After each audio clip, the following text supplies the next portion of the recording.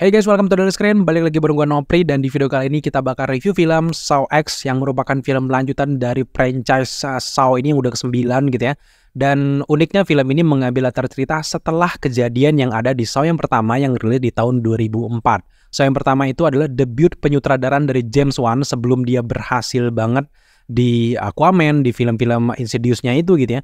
Dan sekarang akhirnya kita bisa melihat lagi Saw X, dan setelah nonton film ini lumayan memberikan nostalgia untuk film-film Saw gitu. Jujur, gue adalah salah satu penggemar film Saw, tapi setelah 2, 3 sampai ke 9 itu kan filmnya bapuk parah gitu, karena mereka lebih mementingkan gore, sadisnya aja, tapi development karakter itu nggak ada, ceritanya flop parah gitu ya.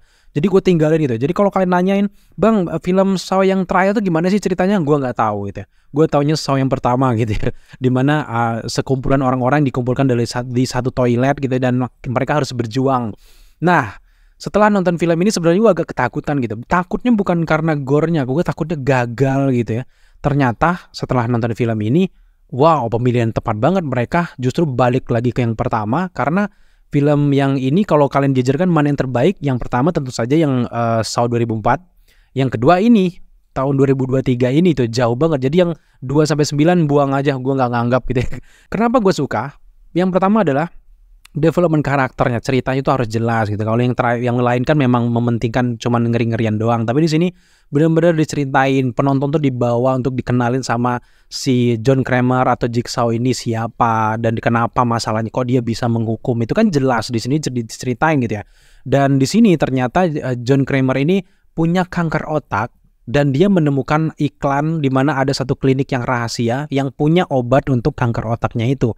Datanglah dia ke sana gitu, ke Meksiko. Kemudian ada di satu gudang pabrik, di situ ternyata prakteknya gitu ya. Nah, udah berharap banget, udah selesai operasi dan ternyata sembuh. Senang banget tuh si John Kramer ya. Ternyata semua itu adalah tipuan. Dan yang menarik lagi, yang nipu nggak tahu kalau John Kramer itulah Jigsaw. Nah, makin klop kan si penipu ketemu sama si tukang babat jari-jari orang, tukang bantai, udah selesai ketemu gitu. Dan itulah asiknya yang akan dihantarkan di film ini, dan gue suka banget.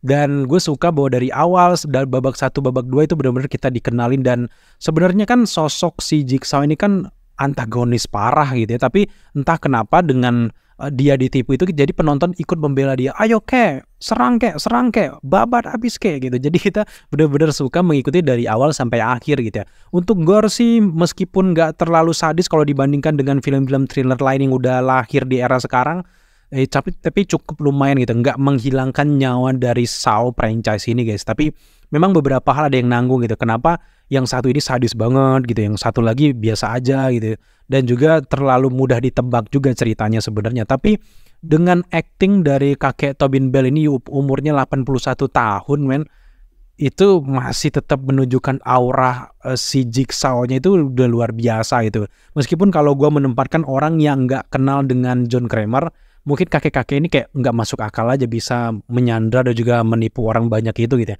Apalagi kalau ngomongin soal alat-alat yang tiba-tiba muncul di dalam pabrik itu, ya gimana gitu ya. Apalagi kan dia udah antar kota, antar pulau, antar negara gitu ya, bawa alat selengkap itu.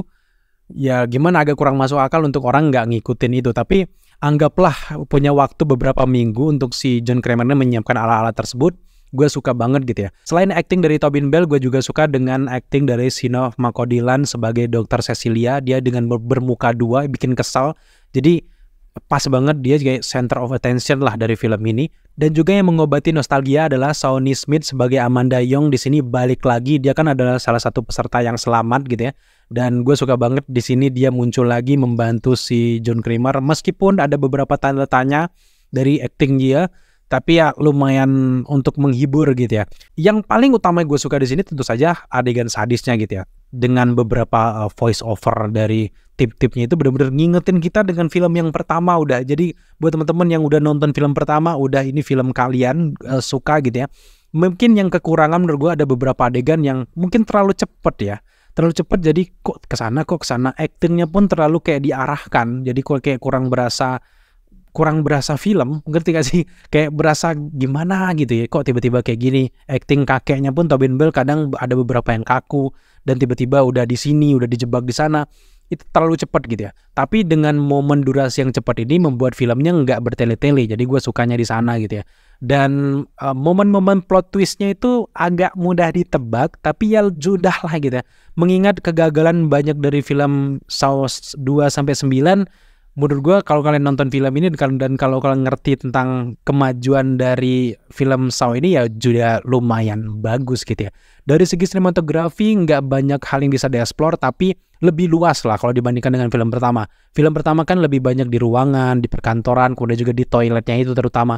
Tapi untuk Saw yang 2023 ini ada momen-momen di mana si John Kramer-nya duduk di taman, jadi lebih luas penglihatan kita, lebih kaya lah untuk dari segi sinematografi. Tapi ya wajar gitu ya, karena ini tahun 2023 kalau lu masih kayak gitu aja, ya gimana gitu ya. Kemudian jadi dari segi scoring ini juga menarik banget, setiap adegan-adegan sadis dihantarkan dengan scoring yang menyeramkan gitu ya. Ini bukan horor-horor yang jump scare ya guys ya, ini lebih ke horror thriller menyayat. Kalau kalian yang jarang banget nonton film kayak gini, pasti kalian pulang tuh kayak ngerinyis, makan pun kalian ingat lagi gitu ya. Apalagi ada di sini mau adegan-adegan tarik menarik usus, itu kan udah kalau kalian lemah jantung, lemah penglihatan, jangan nonton film ini gitu. Tapi kalau kalian berani gitu, kalian punya makin tertantang dengan review kita, silakan nonton gitu ya. Dan sekarang sampailah kita ke kesimpulan setelah gue nonton Saw X ini, kolaborasi antara plot cerita, kemudian juga sinematografi, adegan sadisnya, darah-darahnya, kemudian juga scoringnya itu juga lumayan bisa untuk rekomendasi kalian gitu. Bukan film yang terbaik untuk tahun ini, tapi untuk gore-nya menurut gue di tahun 2023 ini yang terbaik. Dari segi-segi sadisnya belum ada film yang tayang di bioskop tahun ini, itu belum ada yang sesadis film ini. Jadi rekomendasi banget buat kalian tonton, buat teman-teman yang kuat gitu ya. Jangan kalian ngajak pacarnya yang lemah disuruh nonton ini, ntar nangis-nangis sendiri pas nonton di tengah jalan gitu ya. Dan sekarang sampai kita di penilaian, menurut gue dari secara keseluruhan gue cukup menikmati, tapi bukan yang benar-benar puas. Gue pengen lebih dari ini. Dan untuk ukuran kakek-kakek, Tobin Bell umur 81 tahun kayaknya udah cukup lelah ya memerankan John Kramer. Meskipun gue bisa maklumi di sini ya lumayan keren, tapi untuk lanjut lagi film ke selanjutnya itu harus diteruskan legasinya ke orang-orang yang lain gitu ya, harus ganti gitu ya. Dan setelah menyaksikan film ini gue memberikan skor di angka 7/10. Silakan buat teman-teman yang kuat nonton film ini di bioskop. This is not retribution. It's a reawakening.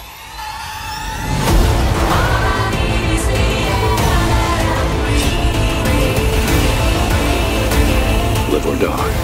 The choice is yours.